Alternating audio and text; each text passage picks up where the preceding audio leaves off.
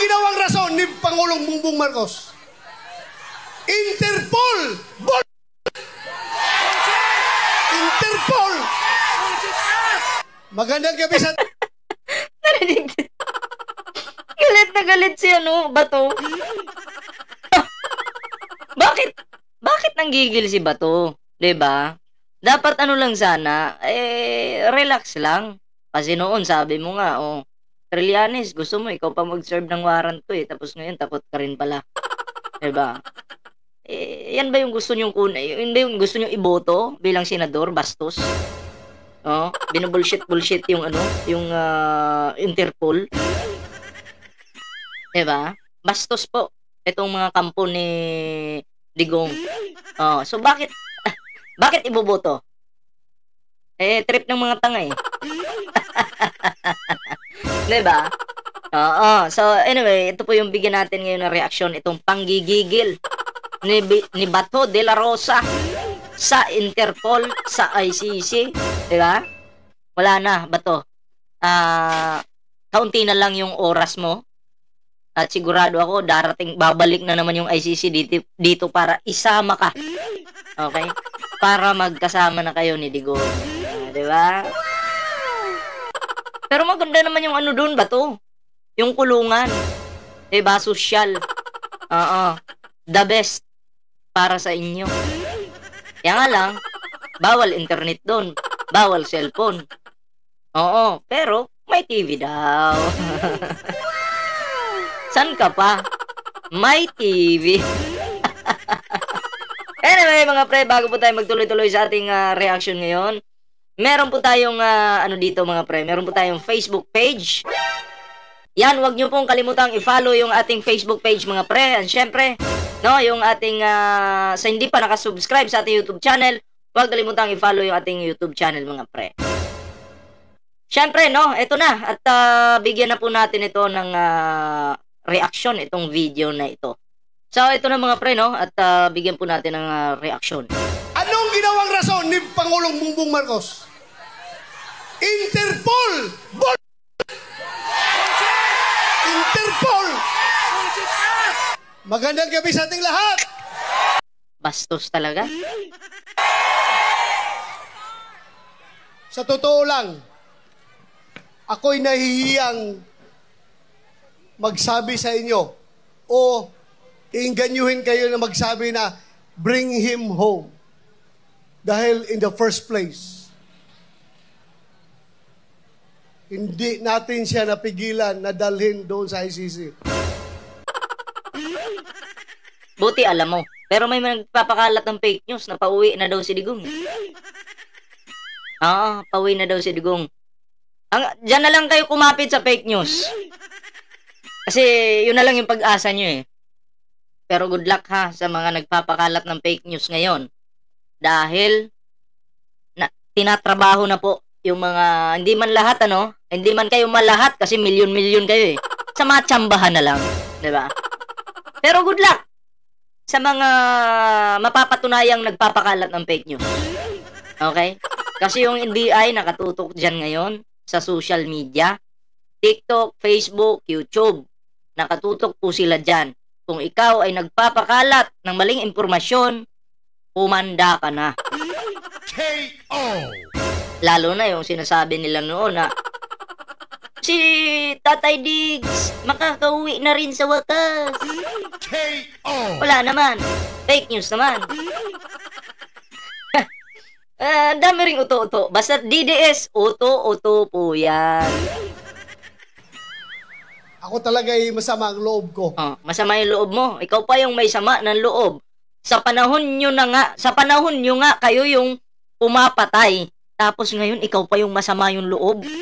Na dapat ang sumama yung loob dito yung mga pamilya nung namatayan.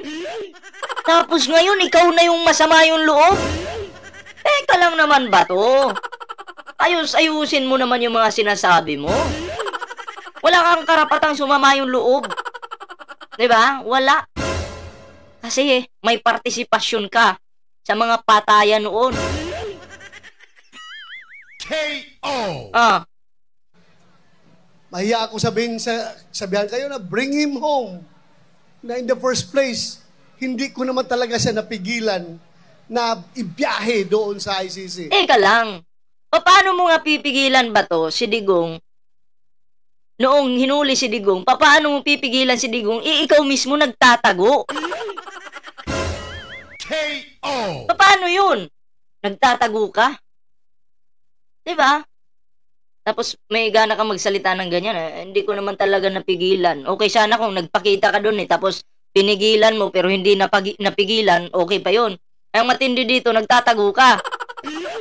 Diba? Hindi ka nagpapakita. Tapos magsasabi ka ng ganyan. Sasabihin mong nahiya ka. Ay, naku naman. Bato? Paano kayo bubuto ng mga tao dyan kung si Digong mismo na malapit sa'yo, hindi mo diba? Hindi mo matulungan. Naku po. Kaya napakasama ang loob ko po. Nung nangyari yon, hindi ko alam kung anong naramdaman ko. Anong naramdaman mo? Natakot ka? Dahil may warrant ka rin? Sabihin mo na. KO! Para bang ganito na tayo ngayon, ka-helpless. Sarili nating pulis ang magdadala ng ating dating presidente, piliting isakay sa eroplano para ibiyahe doon sa dahig. Tama! Kahit sino naman ang batas kasi walang pinipili. Pag mali ka, mali ka. Diba? Mamamatay tao ka, pulis mismo yung huhuli sa'yo. Pumatay ka ikaw yung utak ng patayan Hindi naman pwedeng pahayahay ka na lang. Hayaan ka na lang. Ikaw yung leader ng pagpatay, niyayabang mo pa. So, normal lang. Nadamputin ka ng mga pulis at dalhin doon sa kung saan ka man dadalhin. Okay? Sa kulungan. Or sa Netherlands. Or saan man parte ng Netherlands. Diba? Deserve ng amo mo yun. Deserve ni Digong yun. At legal yun, may warrant of arrest. Kailan na-file? 8 years ago po. Sino nag-file? Si Trillanes po. Tagal na. Diba? Netherlands. On what basis? On what basis? Palaging sinasabi ni President Marcos, hindi namin nire-recognize ang ICC. Yes, hindi nire-recognize ang ICC. Tama naman, 'di ba? Pero kasi araw-araw din kayong bumabanat sa Pangulo. Alam nyo, kung hindi lang kayo bumanat at nanira sa Pangulong Bongbong Marcos, hindi magbabago yung isip niyan. Wala Nanira yung grupo nyo Yung pulburon na yan, alam nyo yung fake news. Pinahayaan nyo pa rin na magsalita yung kampon nyo. Kayo yung naninira, tapos nag-e-expect kayo na pigilan ng Pangulo yung ICC? Wow, ang kakapal na mukha nyo.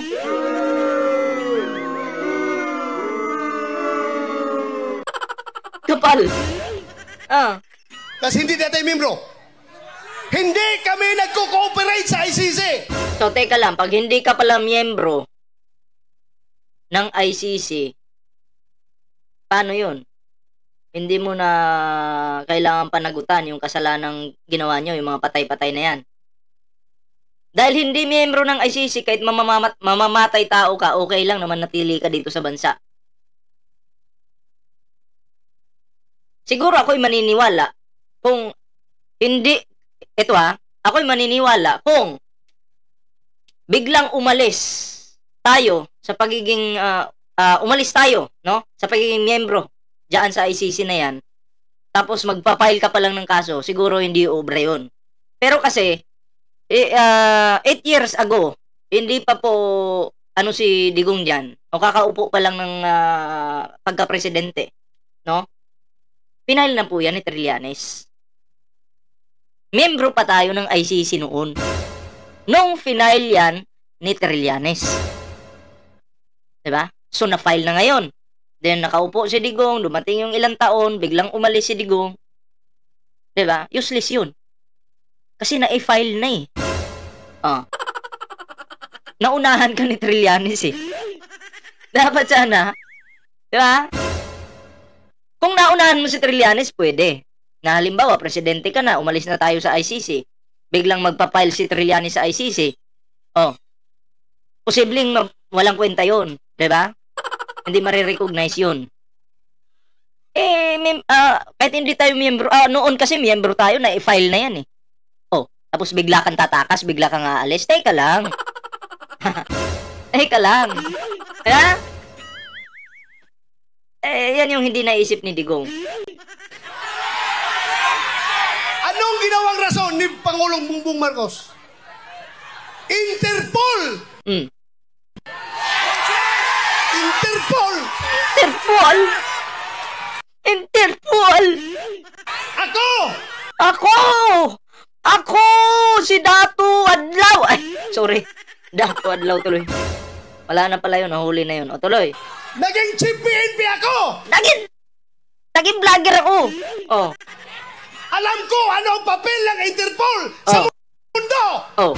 Ang papel ng Interpol sa mundo ay ang hulihin kayong mamamatay tao! Yun yung papel ng Interpol.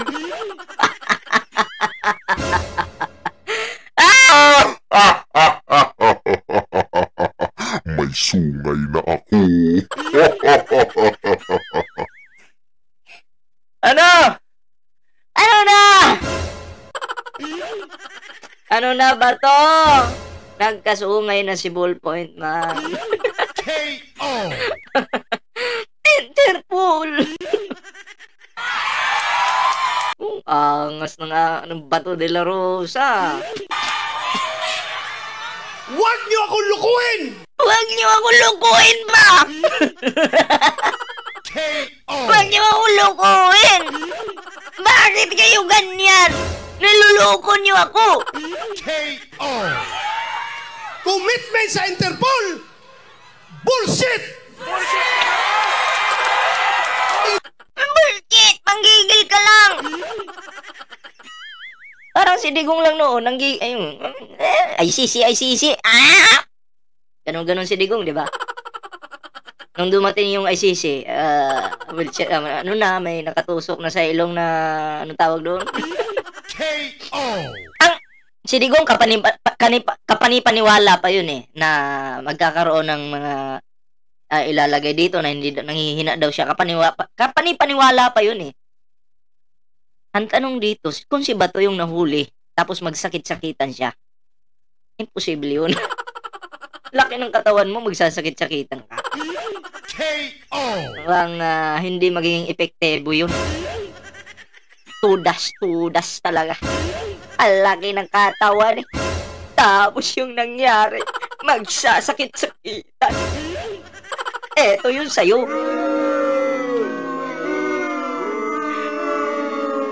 Hindi magiging epektibo yun mga pre. Kung si Bato ay magwi-wheelchair, maglalagay dito, hindi ako maniwala dyan. It's Chupi. Interpol! Presidente ka! Presidente ka ng Pilipinas!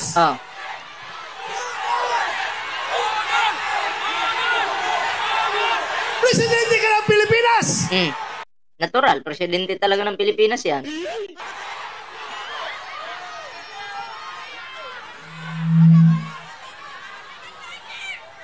Presidente ka ng Pilipinas! Tatlong bisis na yan. Magpa-pressure ka sa Interpol? Magpa-pressure ka sa Interpol? Huwag mong turuan yung diskarte ng Pangulo. Ang gusto lang naman po ng Pangulo ay makulong ka. At ang kampon mo. Ha? Pero lumalabas, mas gigil na gigil, mas atat na atat sila kaysa Interpol, kaysa ICC. Atat na atat sila na ibiyahe si Pangulong Duterte. Hindi lang naman sila yung atat na atat Pati rin naman kami atat na atat eh. KO. Bato, pati kami atat ha, naibiyahe na si Digong. Kasi gusto kong makita pag nandun na si Digong sa ICC yung kanyang katapangan, matapang daw yun eh.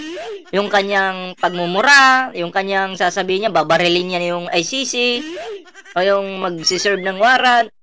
Diba? Yun yung inaantay ko. Yung ibibitin niya sa puno ng akasya. Ang tanong, may akasya ba doon sa Netherlands? Paano niya ibibitin yung mga nagtatrabaho sa ICC doon? Diba? Yun inaantay ko eh. Oh. Bakit? Di ba katungkulan na ating gobyerno ayon sa ating konstitusyon to protect, to serve and protect the Filipino people? Tama! To serve and protect the Filipino people. Yun yung nasa konstitusyon. Sa panahon ni Digong, prinotektahan niya ba yung mga Pilipino? Di ba hindi? Pinagpapatay niya. Pinagpapatay niyo yung mga Pilipino. To serve and protect dapat yung ginagawa niyo. Pero, anong ginagawa niyo? To plant and kill. Oh. Tinataniman niyo eh. Pinapatay niyo pa. Yun. Hindi kayo sumunod. Kayo yung lumabag. Kaya, nahuli si Digong ngayon kasi sa panahon ninyo, nilabag nyo yun. Diba? Papaano kayo po protektahan kung kayo mismo mga kriminal? Kung kayo mismo pumapatay ng tao? Oh. Sige. KO. Sige nga. Bakit kayo hindi hulihin? Mamamatay tao kayo. Pumapatay kayo. KO. Ha? Tama talaga ako. Tama talaga. KO. Ha? Tuloy. Sinong siniservisyohan niya? Yung mga dayuhan. Baliktad! Hindi naman niya siniservisyohan yung mga dayuhan. Ina-assist lang niya. Pero sa panahon ni Digong, ang siniservisyohan niya yung mga drug lord na mga incheck, yung mga incheck na mga illegal, yung mga ginagawa dito sa ating bansa, yun yung siniservisyohan niya. Diba? Puro mga chikwa ang siniservisyohan nyo sa panahon nyo. Yung Pilipinas nga, gusto nyong gawing province ng China? Kakapal ng mukha nyo. KO. Hindi ang Filipino people. Kasi ang Filipino people, yun ang pinadala niya doon sa dahig. Filipino people, not killer, pinadala doon sa dahig. Diba? Pinadala doon. Killer eh. Diba? Deserve. Alam nyo, habang kinakarga siya sa aeroplano, nag-struggle sila doon. Wala na ko ibang magawa. Dahil nandun ako sa Davao, kino-coordinate ko yung ating yung petisyon na ginagawa. Wala kang magawa dahil nagtatago ka. Hindi ka nga makontak sa cellphone mo eh. KO. Diba? Gawa natin na hindi nakahabol. Hindi ako sumama sa Hong Kong Dahil? dahil sa gabi na yon, alas 3 sa madaling araw dapat ang biyahe ko papuntang Hong Kong. Pero merong nag-leak sa akin na impormasyon. Hindi pa rin tulog ang Diyos. Huwag mong idadama yung Diyos. Kayo pumapatay kayo ng tao. Ang Diyos hindi pumapatay ng tao. Ang Diyos galit sa mamamatay tao. Tapos ngayon gagamitin mo yung Diyos sa mga problema nyo. Pangalan ng Diyos, huwag mong gagamitin ba to? Oo. Sabi niya, hindi pa rin tulog yung Diyos. Bakit? Sabi na, sabihan mo sila na may warrant na si President Duterte at si Bato. Huhulihin sila pagbalik nila dito galing sa Hong Kong. So tinawagan ko si... So, sa madaling salita, nakaligtas daw siya dahil sa Diyos. Hindi daw siya nahuli dahil sa Diyos. So, tingnan natin kung papabor ang Panginoon sa iyo ba to. Kapag hindi ka nahuli sa loob ng 3 taon bago bumaba si PBBM, ibig sabihin, kinampihan ka ng Panginoon. Pero pag ikaw nahuli ba to, ibig sabihin, is galit sa'yo yung Panginoon. Ibig sabihin, galit na sa'yo, sobra. Ibig sabihin, yung Panginoon na gumawa ng way para mahuli ka. Kasi kung talagang mabait sa'yo yung Panginoon, bato, dapat wala kang warrant ngayon. Kasi kaya namang gawin ng Panginoon yan na, teka lang, si bato mabait dapat hindi malabasan to ng warrant. Pero may warrant ka galing sa ICC. Ano naging mabait sa'yo yung Diyos? Kung ako sa'yo ba to, huwag mong idadama yung Diyos sa mga speech nyo dyan. Is Bingbong Villaldia. Sabi ko, sir, meron ng warrant. Hindi na ako hahabol dyan. Asikasuhin ko na lang yung petition natin dito. Petition for certiorari and prohibition. Yan lang yung video mga pre, galit na galit po si Bato de la Rosa kay Pangulong Bongbong Marcos. Bakit hindi daw ito pinigilan? Kayang-kaya naman daw pigilan. Diba? Pero kung ako yung Pangulo, ako yung naging Pangulo tapos ganyan si Bato, ako lalo ko talagang mamadaliin yung ICC. Ipahuli na yan. No? Kasi yung mga salot sa ating bansa dapat na yan. Doon tinatapon niya sa Netherlands. Yung mga ganyang klaseng mayayabang, doon kayo dapat itapon. Okay? Deserve nyo yan. So, ayun lang po yung ating video ngayon mga pre. Siyempre, bago po tayo magtapos sa ating video, meron po tayong Facebook page, Ballpoint Man 2.0. Siyempre, may TikTok din po tayo, Ballpoint Man 2.0, at Facebook page na Team Birador. Okay? So, ayan, sa hindi pa po nakasubscribe sa ating YouTube channel, huwag kalimutang mag-like, share, and subscribe. Para naman po maging updated kayo sa lahat ng mga uploads natin. So, ayun lang muna yung ating video. Kita-kits po tayo sa susunod na video.